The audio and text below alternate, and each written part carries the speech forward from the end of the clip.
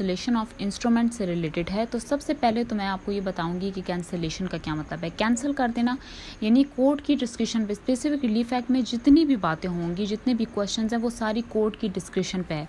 Court अपनी description पे चाहे तो वो उनको जो है तो ग्रांट कर सकती है, या कुछ को कैंसिल कर सकती है, रेक्टिफाई कर सकती है। तो यहाँ पे भी कोर्ट की डिस्क्रिप्शन पे होगी कि वो कैंसिल कर देगी। कॉन्ट्रैक्ट क्या होता है? कॉन्ट्रैक्ट बताती हूँ। कॉन्ट्रैक्ट ये होता है कि जब आप जो है तो कॉन्ट्रैक्ट ये है कि जब आप एक एग्रीमेंट करते हैं कि आप लीगल ऑब्लिगेशंस को पूरा करेंगे। तो एग्रीमेंट जो होता है, वो जो लीगल एग्रीमेंट होता है, उसको हम कहते हैं कॉन्ट्रैक्ट।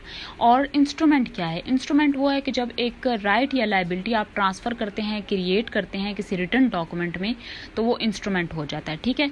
अब यहाँ पे है कि कोर्ट कब जो है तो किसी इंस्ट्रूमेंट को कैंसिल करेगी। तो कोर्ट कब इंस्ट्रूमेंट को कैंसिल करेगी, कब ये ऑर्डर करेगी? तो कोर्ट तब ऑर्डर करेगी जब जो है तो अगर एक दो पॉइंट्स है इसमें। ठीक है। इन दो पॉइंट्स को याद करना ज़रूरी है कि सीरियस इंजरी हो रही है। एक पार्टी की तरफ से कॉन्ट्रैक्ट, दो पार्टीज हैं, एक की तरफ से कॉन्ट्रैक्ट वॉइड या वॉइडेबल हो रहा है, उसको सीरियस, नंबर 2 उसको सीरियस इंजरी हो सकती है। तो वो जो है तो कोर्ट में जाके केस दायर करेगा, ट्रायल कोर्ट में, और जाके कहेगा कि इसको कैंसिल करा दें। जब वो उसको कैंसिल कराने की बात करेगा तो कोर्ट उसको कैंसिल कर देगी। उस कॉन्ट्रैक्ट को जब कोर्ट कैंसिल कर देगी, उस इंस्ट्रूमेंट को, तो कैंसिलेशन ऑफ इंस्ट्रूमेंट हो जाएगा। ठीक है। अब यह है कि इस पे क्या अपील दायर की जा सकती है।